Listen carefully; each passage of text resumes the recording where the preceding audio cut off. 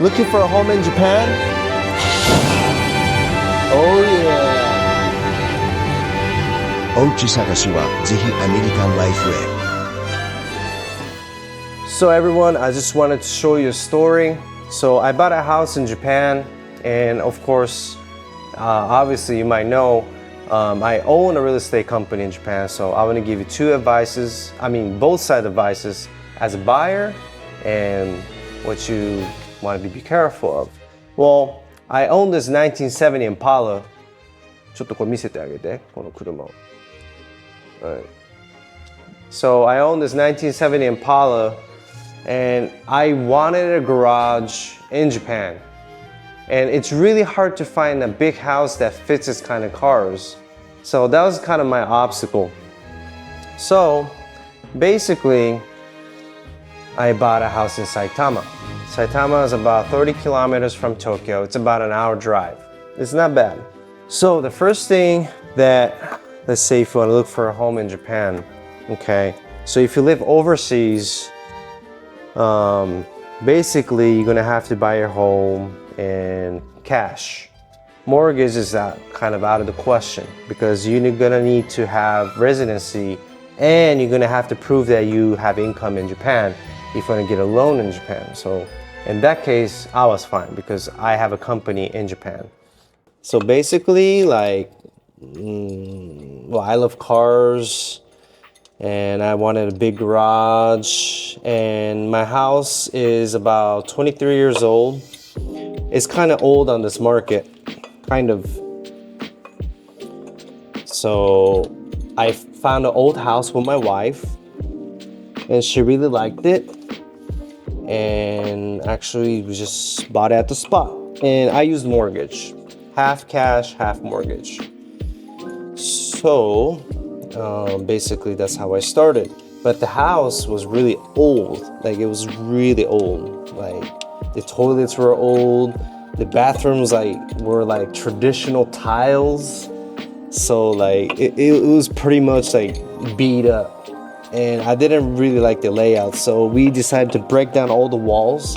Originally it was about a 7-bedroom house, a 7-bedroom. So we didn't need any 7 bedrooms. So we kind of broke the walls and made it a big room. So we actually renovated it. Okay. So maybe buying an old house, you might be concerned. You might be concerned of the, like, how it's built. But houses in Japan are very strong. And if you like cars, like, parking spaces are very expensive. Yeah, so that's about it. So I wanted to share you a story that I had with my customer. And actually it was really motivating and heartwarming story. Okay, so these people, they're wealthy and they have their own company and they're pretty much famous at the area.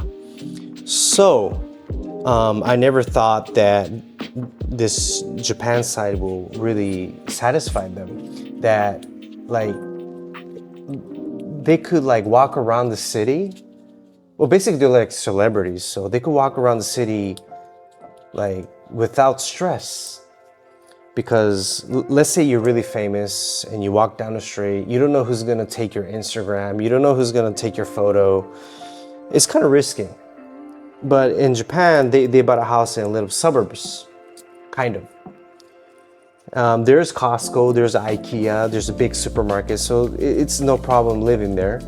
But you know what they said, like, this real luxury is that you could open your window and sleep safely. And that kind of shocked me, because where they live at, I'm sure they have a really nice house in a nice area, in a nice neighborhood. But basically, like, they're really happy that they don't have to lock their door in their bedroom. Do you get me? So I think Japan has another value of that part. Like, I heard that Kanye West owns a house in Japan. Actually, I have a listing of that.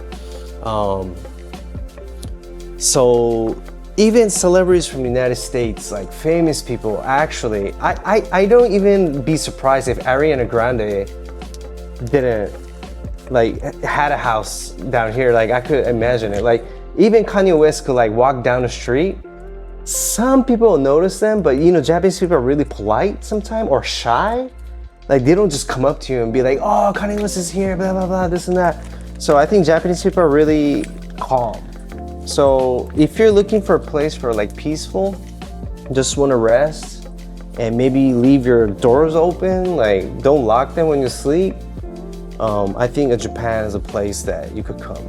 So I was used to that. I was really used to that because sometimes I don't even lock my door. Does that sound crazy to you guys? Because for me, it was kind of a normal thing. I don't even carry my key sometimes. Well, don't come to my house and rob me, but yeah. So basically, was really nice story that, yeah. The reason why I like to sell houses is because it makes people happy, you know? It gives their comfort and it gives them a lot of like comfort, yeah. So that's what I want to provide, like smooth and comfort. You know, being in a real estate business, you meet a lot of people. People who lie, people just want to sell. See, my goal is not to sell. Of course, I have to sell to survive, but it's more like a lifestyle, you know, providing people with comfort and hoping them being glad with me. So that's why I don't work for a major company. I work on myself because I want to do it my way. See, like, I don't care about budgets. I don't care about the fees. I mean, fees are very important, but it's not my priority. So, like, this is who I am. Like, I just want to fix my car. I want to have a nice garage and a nice home and provide for my family. And of course, a lot of people are like that. So it's important for my company to satisfy my customers, what they want, what they really want. So I want this. So I understand like what they want. So, you know, something like that. So I hope this video really helped you. Well, if you're thinking of owning a real estate in Japan, of course I could help you. I might start doing like a Bitcoin exchange because I heard that's trend in the United States as well.